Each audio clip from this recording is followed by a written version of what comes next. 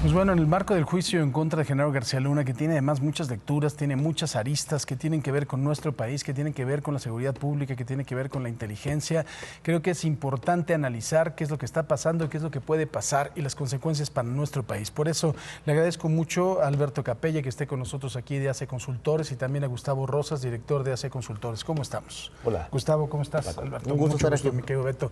Pues bueno, yo quisiera primero saber su opinión. Es muy complicado, sin haber estado en la sala de la Corte, saber en qué va el juicio. Nosotros hemos tenido un extraordinario corresponsal, Marco Silva, que la opinión es que ha habido, es como rounds, ¿no? Algunos que han sido ganados por la defensa, otros que han sido ganados por la fiscalía.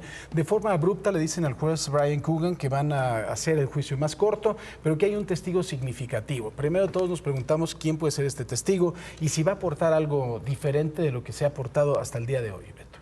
Bueno, en definitiva, quienes somos abogados nos queda claro que la información, las pruebas, las testimoniales no han tenido la contundencia que probablemente hubiéramos esperado previo al inicio del juicio para que los fiscales hubieran tenido la certeza de llevarlo al punto en el que se encuentra en este momento.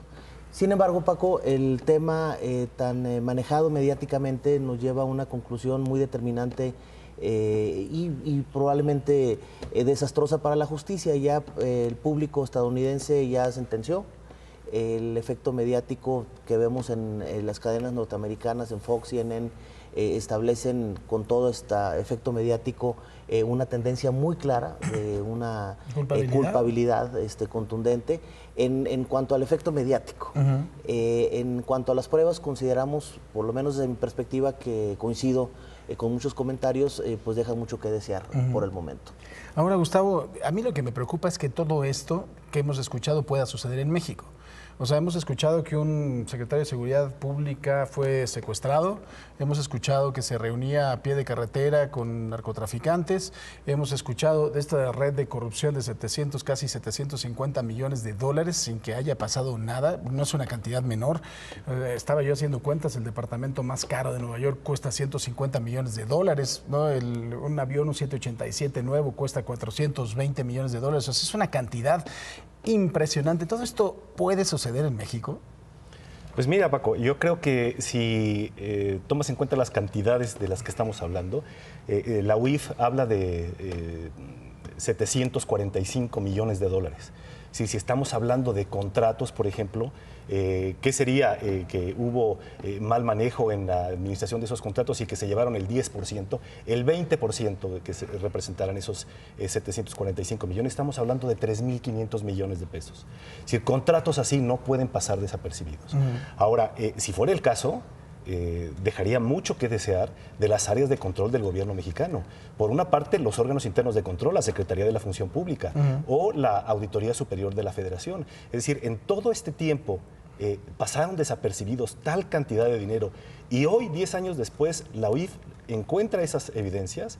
A mí me parece que es muy sintomático y sobre todo porque la otra arista es la estrategia de los fiscales de los Estados Unidos de recortar. Quiere decir que lo que ya tenían ya está puesto sobre la mesa del juzgador y realmente no era lo que se esperaba. Ahora, no hay que dejar de lado que esta decisión la va a tener un jurado y muchas veces las emociones también en ese tema implican. Ahora, reitero otra vez la pregunta. ¿Se puede secuestrar a un secretario de Seguridad Pública de este país sobre la carretera? ¿Se puede?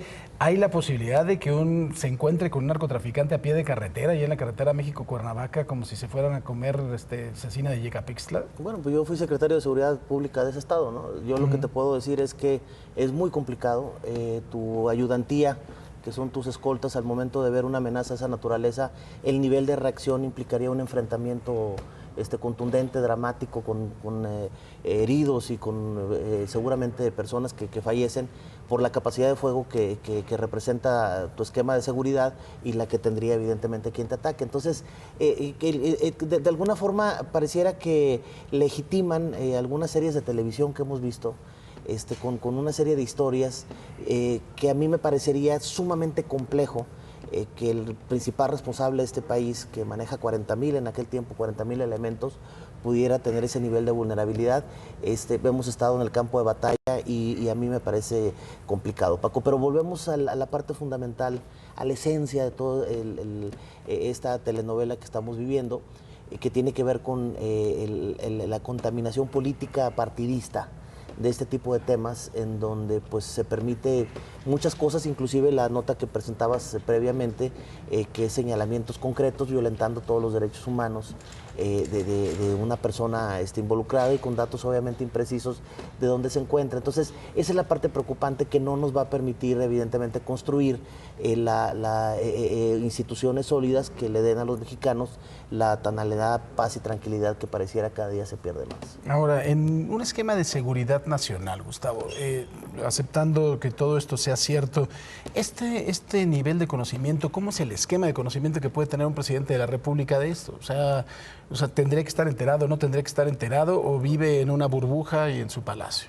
No, yo creo que los titulares de las dependencias, por supuesto que informan al titular del Ejecutivo de las grandes decisiones y sobre todo operaciones que pueden tener consecuencias, incluso muertos. El riesgo se debe de calcular y se pondera la posibilidad de salir con éxito de una operación.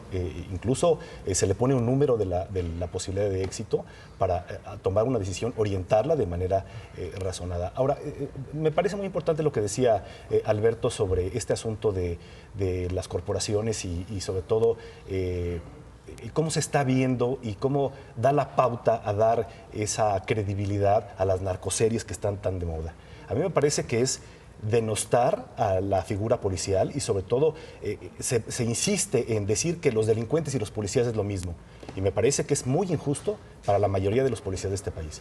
Te preguntaría tu pronóstico, no para el Super Bowl, sino para el juicio. ¿Lo declaran culpable e inocente? Mira, yo creo que va a cerrar. Se ha especulado sobre quién es ese testigo. Se ha deslizado la idea de que podría ser el propio Joaquín Guzmán Loera. Y por el otro lado, la estrategia de la defensa, que podría subir al estrado el propio Genaro García Luna. La verdad es de que esta final es de pronóstico reservado, pero pareciera que por las pruebas que se han ventilado en la prensa, le falta solidez. En la parte legal yo considero que le falta mucha solidez al proceso. En la parte emocional del público norteamericano hay una que influye muchísimo en el tema de los jueces, del jurado, que finalmente son ciudadanos. Considero que hay posibilidades de que lo declaren culpable. Culpable, muy bien.